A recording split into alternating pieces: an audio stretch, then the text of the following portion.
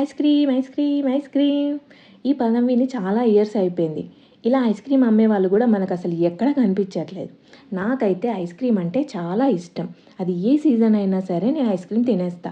నాలాగా అన్ని సీజన్స్లో తినేవాళ్ళు చాలా తక్కువ మంది ఉంటారు. కానీ ఐస్ క్రీమ్ అంటే ఇష్టం ఉండని వాళ్ళు ఎవరన్నా ఉంటారా? నాకు తెలిసి ఎవ్వరూ ఉండరు. చాలా తక్కువ మందికి ఇష్టం ఉండదు. అది కూడా ఇష్టం లేక తినకపోవడం కాదు, ఏదో హెల్త్ ఇష్యూస్తో డాక్టర్స్ తినకూడదు అంటే కంట్రోల్ చేసుకునే వారే ఉంటారు. నేను మా పాప ఐస్ క్రీమ్ డేట్కి వెళ్ళాం, క్రీమ్ స్టోన్కి. మా హస్బెండ్కి కూడా ఐస్ క్రీమ్ అంటే అంతగా నచ్చదు, బట్ మా కోసం అప్పుడప్పుడు తీసుకెళ్తాడు. ఇంకా అక్కడికి వెళ్ళాక అక్కడ ఉండే వెరైటీస్లో అది ఏది సెలెక్ట్ చేసుకోవాలో అర్థం కాదు. అన్నీ తినాలనిపిస్తుంది, కానీ అన్నీ తింటే మనం నెక్స్ట్ టైం తినడానికి ఉండం కదా.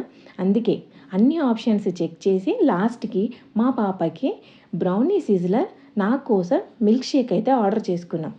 తనకి ఆర్డర్ చేసిన బ్రౌనీ టేస్ట్ మాత్రం చాలా బాగుంది, కానీ నేను ఆర్డర్ చేసుకున్న మిల్క్ షేక్ ఫ్లేవర్ అయితే అస్సలు బాగాలేదండి. నేను స్ట్రాబెర్రీ ఫ్లేవర్ సెలెక్ట్ చేసుకున్నాను. టేస్ట్ అయితే మాకు అస్సలు నచ్చలేదు. ఇంకా మేమిద్దరమే తినకుండా మా హస్బెండ్కి కూడా కొంచెం షేర్ చేసాం, ఎందుకంటే పాపం బిల్ తనే పే చేశాడు కదా, అందుకే. ఇంకా నాతో పాటు మా పాపకు కూడా మిల్క్ షేక్ కొంచెం టేస్ట్ చేపించా. తనకైతే అస్సలు నచ్చలేదు. నెక్స్ట్ టైం మాత్రం ఎప్పుడు ఆర్డర్ చేయొద్దని చెప్పింది. ఇంకా అలా ఫ్యామిలీతో కాసేపు క్వాలిటీ టైం స్పెండ్ చేసి మళ్ళీ ఇంటికైతే వెళ్ళిపోయాం. మీకు మా వీడియోస్ నచ్చితే please do like, share and subscribe to Madadi Swathi channel.